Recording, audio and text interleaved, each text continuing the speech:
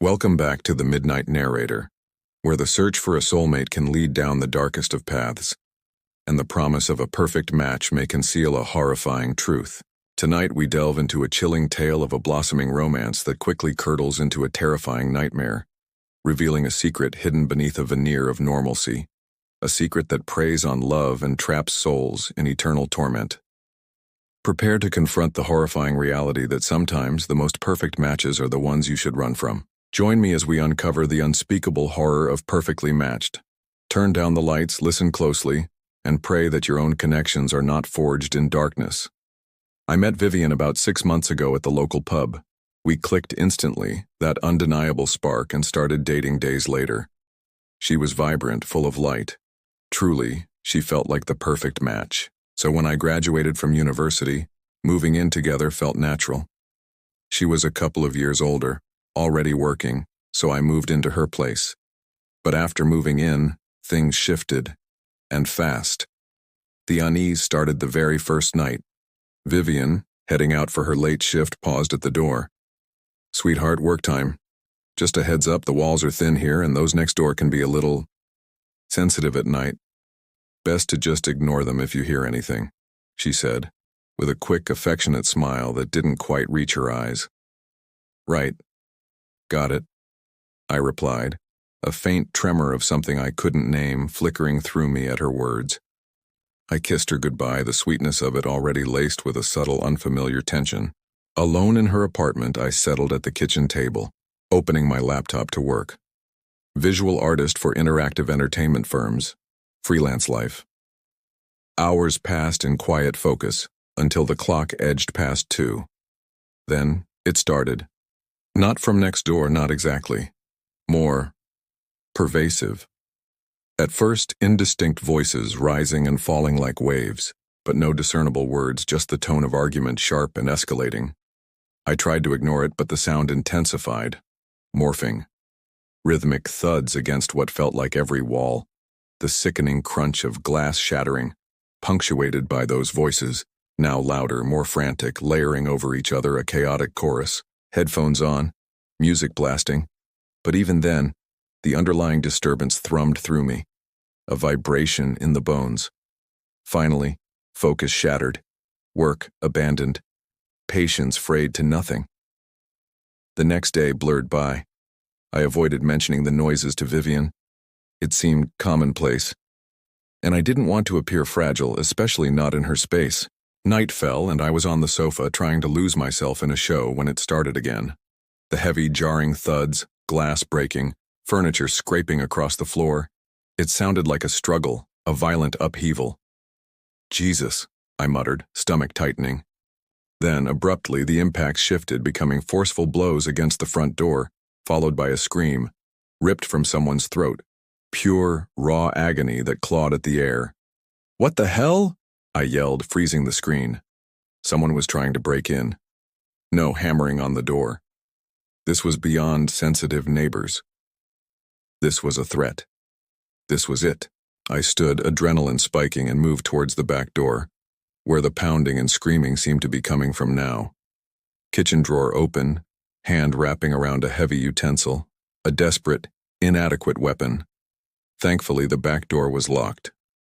Pressing my back against it, each brutal impact shuddered through the wood into my spine, pulse hammering against my ribs, hands slick with sweat, fingers twitching. Panic choked me. Who was this? What did they want? Could they get in? An eternity stretched, each second amplified by the relentless assault. Then, just as suddenly as it began, the pounding stopped. The screaming choked off, swallowed by a silence so profound it was almost louder than the noise had been. "What in God's name?" I breathed, voice a trembling whisper. Living like this? Impossible. I'd tell Vivian when she got back. Firmly resolved, I double-checked every lock, every window, and finally, heart still racing, went to bed, sleep a distant, unwelcome prospect. Hours later, around 6, she was there, sliding into bed beside me, warmth seeping into my cold back. Her arm snaked around me, a gentle kiss on my neck, pulling me from the shallow edge of sleep.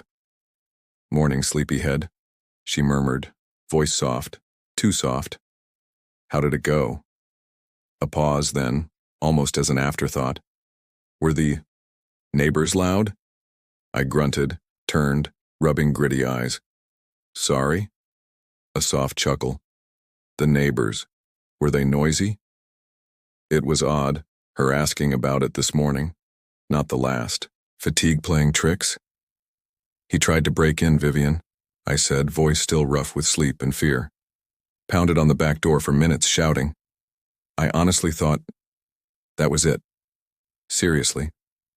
I don't know if this place is safe. As long as the door's locked, you're perfectly safe, she reassured, a sweet, placating smile that felt distant. I held her gaze serious now. Vivian, listen to me, I can't live like this. I tried to soften the words, but they came out edged with desperation. I didn't feel safe in your apartment last night. Is this every night? Vivian's eyes dropped, lids fluttering, a flicker of discomfort, or was it something else? Regret stabbed at me, blaming her for something beyond her control.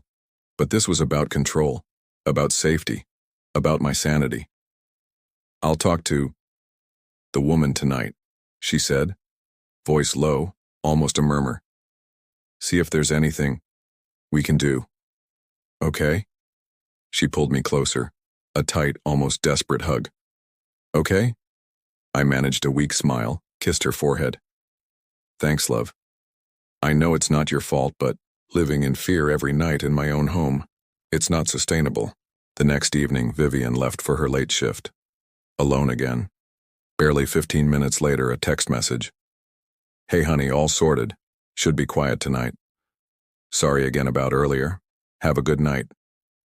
3. Relief flooded me. Thank you, I texted back and slumped onto the sofa, exhaustion washing over me. Film playing, eyelids heavy. Sleep pulled me under. I jolted awake hours later, 4 in the morning, to the familiar sound of raised voices. The neighbors, again.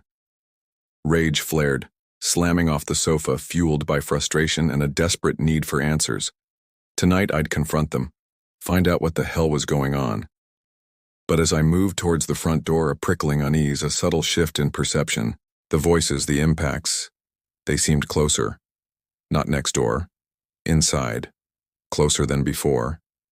It was the first time I truly focused on the precise direction of the sound, and the realization was cold, unexpected. Subtle, yet undeniable. Following the subtle pull of the sound, it wasn't the front door, not the neighboring apartment. It drew me towards the cellar door. The only part of the apartment I hadn't explored. Heart slammed against my ribs. No. Impossible. The sounds couldn't be coming from Vivian's cellar. Could they? Hands trembling, I tried the cellar door handle. Locked. And the voices from below intensified, laced now with something else. Something chillingly clear. Pleading. A desperate, choked plea for help. What in the world is down there? I whispered, breath catching in my throat. The thought alone sent ice through my veins. Thank God, or maybe not, for Uncle Lyle. Lock-picking lessons years ago, just in case, he'd said. Never thought, never imagined this case. Metal hairpins, fingers clumsy with adrenaline, fumbling at the lock mechanism. Time warped, stretched. Then, a faint click, and the lock yielded, cold metal against cold metal. Still closed. Scanning the kitchen, eyes snagging on a heavy iron lever, a decorative fireplace poker leaning against the wall. Desperate strength surged. Lever wedged, muscles straining, and with a groan of protesting wood, the cellar door sprang open. In that instant, sound erupted. Deafening, unbearable screams ripped through the air, a chorus of terror that felt like a physical assault on my eardrums. Cries you only heard in nightmares, in horror films. Hands clamped over my ears, I forced myself down the narrow wooden steps. And then I saw a charnel house, decomposed bodies arranged in neat, horrifying rows on the cold cellar floor, dozens of them, and each one sickeningly seemed to be roughly my age.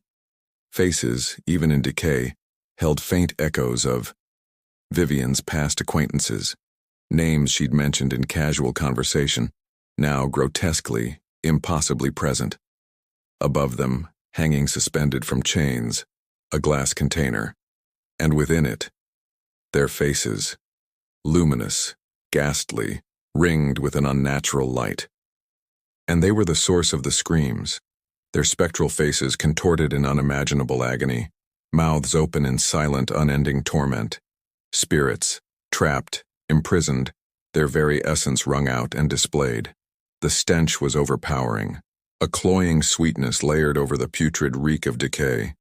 The bodies themselves, desiccated, hollowed out, every fluid drained, leaving only brittle skin stretched over bone. Yet grotesquely preserved, each positioned with a macabre care, faces angled just so. Crimson lettering marked the floor before each form. Caleb, Nathaniel, Samuel, and on and on. Their cries were ragged gasps, amplified to an unbearable volume. The sheer sonic force in the small cellar vibrated in my chest, blurring my vision. My mind reeled, fractured, refusing to process. Vivian. This was Vivian's creation. And then, at the end of the rows, one final crimson inscription, stark and chillingly empty. Damien, my name, no body yet, not yet. Just then, my phone vibrated in my pocket. A text. From Vivian. Heart stuttered, a violent, panicked thud. Dread coiled in my stomach, icy and absolute, even before I read the words. Hey honey, on my way home, so sorry about earlier. Let's have some amusement tonight.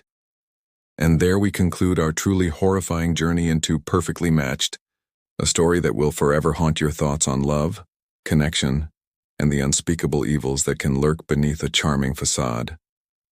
What was Vivian's twisted purpose? How many souls had she already claimed?